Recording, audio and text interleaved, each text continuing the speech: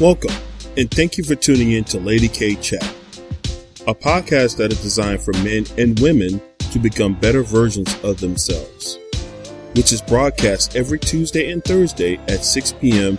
Eastern Standard Time. Various subjects will be spoken upon, such as relationships, health and wellness, personal development, wealth building, children, and so much more. She is a two-time Amazon best-selling author, an international speaker, and life coach. She is Lady K. And now for your host, Lady K. Hello, everyone, and welcome back to the Lady K Chat podcast. I am your favorite host, Lady K, and I just want to take the time to thank you for being with me today, for tuning in into this episode of Joy, Grace, and Mercy, because right now we can all use a little bit of it. And I want everyone to help me welcome my guest for today, Miss Nyala Phillips of the CEO of Market Your Message. Welcome, Nyala. How are you today? Oh, I'm doing well. Thank you for having me. I'm excited for this chat. Yes, thank you. I'm so happy that you are here. Nyala, you have no idea that one day while I was scrolling through Facebook, you really just touched my heart. And people need to be put in a position that, you know what, we need to have grace and mercy for one another, because sometimes we get so caught up complaining and we have no idea what the next person is going through.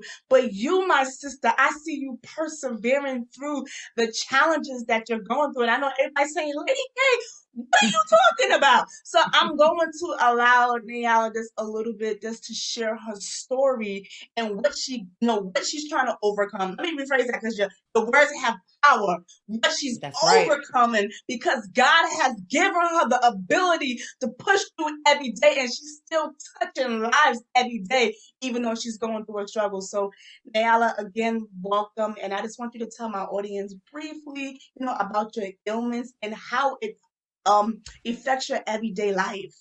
Yeah. Well, I don't even know where to start, because this year has been so hard for everyone in this world. So it's like when you want to start talking about your illness and talk about your personal situation, sometimes it's hard knowing where to start, because you never want to downplay what someone else is going through. Right. And that there's someone out there that's going through something worse, But for me, I started out this year like so many people, excited, right? Like 2020 is about to be the year. I'm going to do all the things that I said I wanted to do, and that's how I started out the year. I went to Vegas at the beginning of the year for a business trip. And while I was in Vegas, I started to feel tired. And I remember one morning where I told my colleague who I traveled with, I said, listen, you go to the conference, I'm going to sleep in, because that's how tired I felt. I'm going to sleep in. And so I slept in, and then we got up and we went down to the Fremont, to the, sightseeing, just to see what Vegas was about. Came back home. I am in Pennsylvania. Came back home, and let me tell you, girl, we had a family dinner. And we played some games on Zoom. This was right in the first week of COVID, when everything was starting to shut down in the US. Okay. And so we had our game night, and about an hour after game night, I started to get a glare in my eye. And I'm like, what is this glare? And I thought it was like a headache that was coming. So I took 2 Advils. I'm like, I'm gonna go to sleep. Are we good? Woke up in the morning, my vision was gone. I could not see anything in my right eye, just my right eye. And I'm freaking out, as I imagine anyone would in that situation. And I'm like, okay, babe, I told my husband, something's up. We need to go to the ER. Something is not right. We go to the ER. They quickly transferred me to the city to a very well-known eye center. And while I was there, they kept doing all these tests and checks, but they're not telling me what's wrong. And I'm sitting in this room for 8 hours because let me tell you guys something. I don't know if you've ever been to an eye emergency room, but the difference in going to the ER versus an eye emergency room is you're not being put in a room. So you're pretty much sitting in a waiting room. And I'm sitting in a waiting room for 8 hours plus, and no one can tell me why I cannot see. Finally, a doctor comes in and he says, listen, we don't know why this is happening, but we see blood. We see blood behind your retina. And so it's not that you lost vision, but the blood is covering your retina. So you can't see. What you're seeing is blood, right? And so I'm like, okay, trying to still stay calm. They said, but we're going to have to admit you. So we're going to have to put you into the hospital, which was about across the street. Ambulance comes, they take me across the street. And within 10 minutes of me being there, all these people come in, they start sticking me with IVs. And then a doctor came in and she said, Miss Thorpe, I'm sorry to have to bring this news, but you have leukemia. And I'm like, wait, what? Leukemia? Isn't that cancer? What? Right? And she's like, yes, I had a hunch. I've seen something like this before. And something told me to put your blood under the microscope. And when I looked at it, I saw the abnormal cells, but we didn't want to say anything until we were 100% sure. So we needed to run some more tests. And you do have leukemia. And so I said, okay, well, what's next? She said, well, we need to find out what type of leukemia you have, because that will determine what our treatment plan would be. And I said, okay, no problem. And so that is my story. That is what I've dealt with since April of this year. Wow. And my world just changing within 24 hours. Wow. And let me ask you a question. Prior to that, did you have any other health issues, or, you just had a normal health life and then boom, this came? Just like that. And, wow. Funny thing is, though, something that I've been saying, I wanted to make sure that I keep telling us women, is that we have to pay attention to our body, because when you ask me that question, my first instinct is to tell you no, because the truth is no. I've never been sick before. I'm a mom, I'm a wife, I'm a business owner, I'm busy, I'm traveling, I'm all right. You know what I mean? I've never been hospitalized, nothing. But what I will say is that I did have symptoms. Sleepiness. Remember, I told you when I was in Vegas, I was feeling tired. Leukemia is a blood cancer. And so my blood counts were very low. I literally had no white blood count, which means I had no immune system. My hemoglobin was at like 4 point something. Okay. So if anyone knows about that, that's dangerous. Right. And so, right. And so that's why I was feeling the tiredness. Another thing is that while I was in Vegas, I remember getting dressed for a banquet and I saw a black and blue on my thigh area, on my calf area. And I'm like, to my colleague, I'm like, wait a minute, I didn't hit myself anywhere. What is this? Well, just ignoring, right. Going to put on my clothes, get pretty, have a good time, right? So when you ask me, did you have symptoms? Well, yeah, I did. I just didn't pay attention to it. Right. And this is what happens with a lot of women, is that we are so used to taking care of our churches, our families, and we put ourselves last, that when these little symptoms are happening, we're looking at it as it's every day, as it's nothing, but it's really our body speaking to us. At least that's what it was in my case. Right. And you know what, Nyala, just by you saying that, this year too, I started to get more into tune with my health. I know I repeated it before and I'm going to repeat it again. The beginning of this year, I transitioned my diet to the pescatarian diet. And for those who don't know, that's fish and plant-based. And ever since I made that transformation, like, I feel so much better. I do my little walks. I'm not a crazy exercise person like that, but I do try to get my walks in. And I pay attention to my body, like you said, versus before I used to ignore the little things. But now I'll be like, well, what are you telling me? And especially I'll be like, well, what are you saying, Holy Spirit?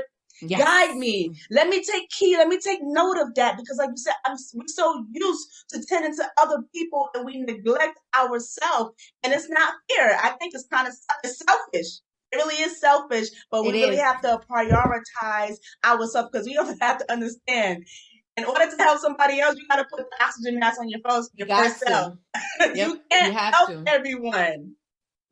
So we have to give ourselves, we first have to give ourselves mercy and And grace, because grace. I think sometimes also too, as women, sometimes we can be a little bit too hard on ourselves, especially when we're in the entrepreneur world, because we Yes. got to make sure we're sharp, we got to make sure that we're delivering, we got to make sure that everything, especially for African Americans, we have to prove ourselves 10 times harder, and it's crazy. Yeah.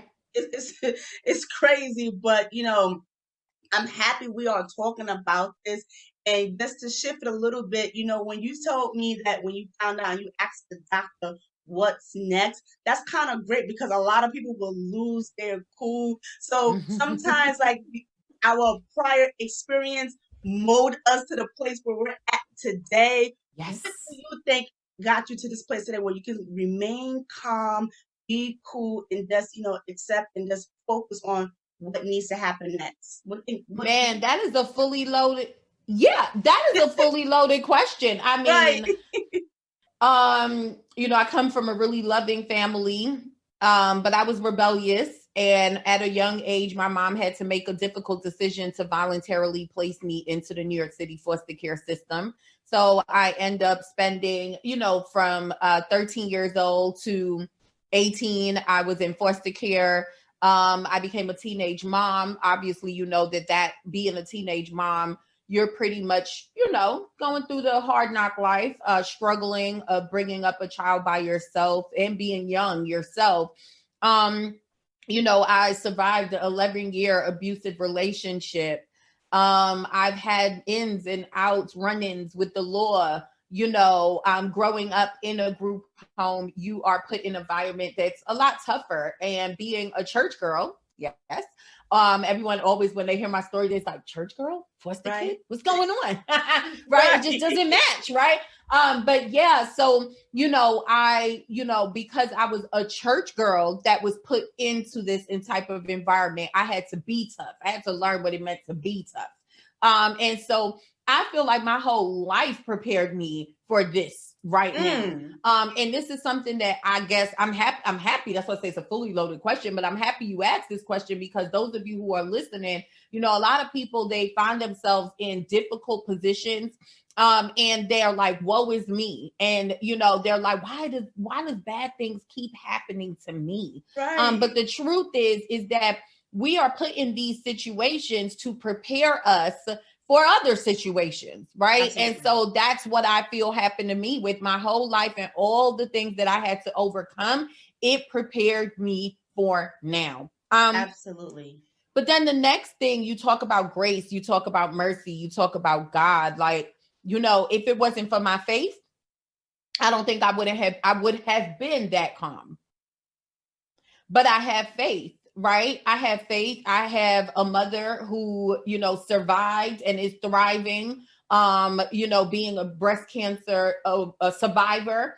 I lost my father to lung cancer, but my dad was able to give his life to God before passing, which is always a good thing. And so, I had a great grandmother that passed of stomach cancer, but she lived a long life, was able to, build a legacy, leave a legacy that gave me my beginning. So it's like my faith, God has seen me through and my family through so much that why wouldn't I be calm? I know who the ultimate, healer is. Absolutely. And I know that no matter what these doctors were telling me, they didn't have the last word. Absolutely. They told my mother that she was going to be dead in 3 weeks. Wow. And it's been over a decade. Wow. So who really has the last word? God. That's where that's where the calmness comes from. It comes from, my experiences and my faith.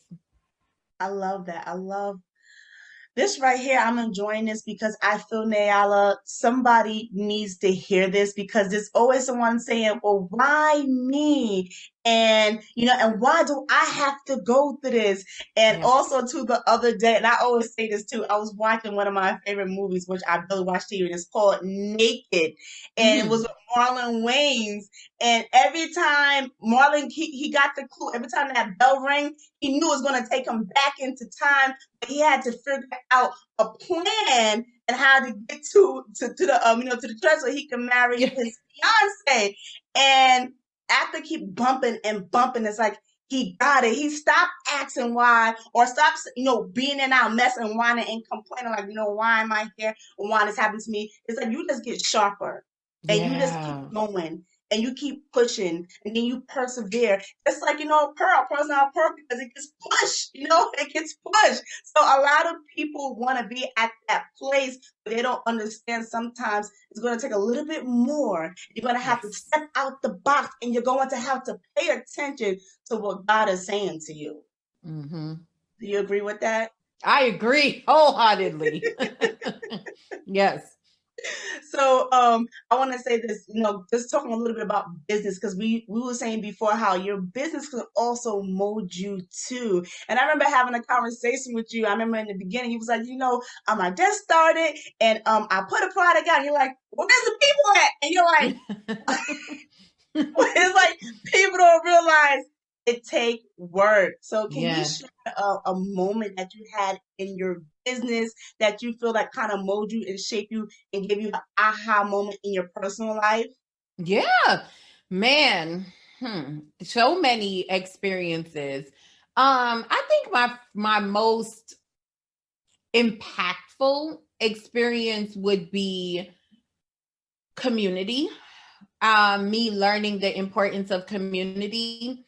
This was years ago, but like most people, you start this business, you have these ideas, and you want to put yourself out there. So you come online and you join this space, Right, and you start to learn about what you need to have in place to really be successful and thrive online. And so people were always talking about, community and doing collaborations and networking with people. Your network is your network, right? And right, so I remember in my me first hearing this, and I would start like reaching out to people, sending DMs and stuff, and just trying to get to know people. And I would be ignored. And I remember going through a time of feeling really down about it. Like, what's wrong with me? Like, what am I not saying? Why are people not responding to me? I got the juice. This is me talking to myself. I got the juice. What's going on? Right. And so I remember going through that time and feeling down and then kind of stopping and then saying, okay, I'm going to come back again, which I think is a lesson in itself. And then I said, okay, I'm going to come back at it again. And so one day I was on one of my peers' live streams and she was talking about, just like ignoring the fear and going after it anyway when there's the person that you want to work with. So something God spoke to me and he said, Nyala, write this person. And so I didn't think. All the other times I thought. This time I didn't think. I just wrote and I said, hey, I was on your live and you said that I should just reach out. So I'm reaching out. Right? I said, I'm reaching out. I think that we can do some good things together. I see you focus on branding and I focus on webinars. At that time, I was focusing on webinars. And I said, I think there's something that we can do together. And would you believe that this young lady was like, oh, Nyala? Yes, she knew me. And I'm like, it was a shocking moment for me, but it right, was a moment that I feel was impactful because being able to do that joint venture with her I say always put me on the map because she was a lot more well known. And for me getting that opportunity, I was able to meet a lot of people. I was able to grow, and I've been growing ever since then, So I always say that one moment was really impactful. But what I learned from it the most was the importance of community, right. the importance of, like you say, that perseverance and, not letting go, that resiliency. Because like, if I had just looked at all the ignoring, of everyone ignoring me and I started where I stopped putting in the work, I wouldn't be here today. So there's so many lessons that I learned from that. But yeah, community is it, you know, and it even shows out with what we're doing here, you know, just you given the opportunity to say, well, Nyala, I have this podcast. I would love for you to be here. Me getting the opportunity to say, well, shoot, let me share my story. Thank you for the opportunity. You know, this is how we grow. Right. And yeah. I love impactful. that. I love that because in that story, as I was listening, like you said, you put the fear to the side and you just jump in, and now you're at this place. So once you get to that place, you don't even think about why me anymore. It's pretty much all right. What I have to do next. What I have to do next. But the great thing is that you're at this place in this space, but there's other people behind you. They have not got there yet. And this is why I keep reminding people, still give them grace, still give them mercy, because I know sometimes people get to a place and they look down on people, and it's like, you shouldn't, because that's what, within a blink in the eye, if the Lord wanted to, he can take everything away. And we have to remember, everything here is temporary. We are temporary here on this world. So I just feel like part of what we're supposed to do is, like, you know, learn our lessons, get master the craft, and teach others. And that's how it go. And you keep duplicating, because this is a duplicating system. Listen, I love numbers, and numbers don't lie. It sure don't. It don't lie. But again, you know, it's not even just about the money. You know, you can even just duplicate the kindness to one. You can just even just duplicate, you know, like I said, the joy that you give someone. Because people are actually like, oh my gosh, Lady K, you are so happy. But trust me, like you said, it took me a time to get here. I was so fearful of getting in front of the camera. And I was like, okay, what do you want me to do? You want me to do it? I'm ready. I'm ready. So that grace and that mercy, it applies all around. It applies in the personal life. It applies in the business life, because, you know, that's just something that, you know, we was given, so we want to give it to others. And so I'm appreciative of that. You know, because I know that I'm speaking to a lot of entrepreneurs. One of the questions that I've been getting a lot this year is, Nyala, how did your life change in 24 hours and your business still thrives through COVID, through cancer, through me almost dying in ICU, you know, just some of the things that I've experienced. And I would say a lot of that came from really focusing and preparing, you know, building a business that can run without me. And paying attention to the things that are important. I think that's another thing we should talk about, right? Is that sometimes we focus on the vanity stuff, right? Because we're so focused on pleasing everyone else. So we want the best pictures, you know, we want everything to look on point because of who's watching. But then when sickness fall on us and when trials fall on us, then we're like, we weren't prepared for this. Right. And those people that we were trying to please, they're not around. It's just the family that's there that you still have to provide for. Right. And so you have to remember what's important when you're building a business. It's first about structuring your business, as well as getting to the profits. Right. Absolutely. And knowing how to get there, and structure your business to run without you. So I've been able to do that really well. And I want to make sure I leave that with people to really focus on what's important. Focus on making sure your business is legal, making sure your business is structured to profit, and make sure that your business can run without you, whether it's by using the right tools or having the right team in place. But yeah, those are my tips that I really want to make sure I pass along. I appreciate that. And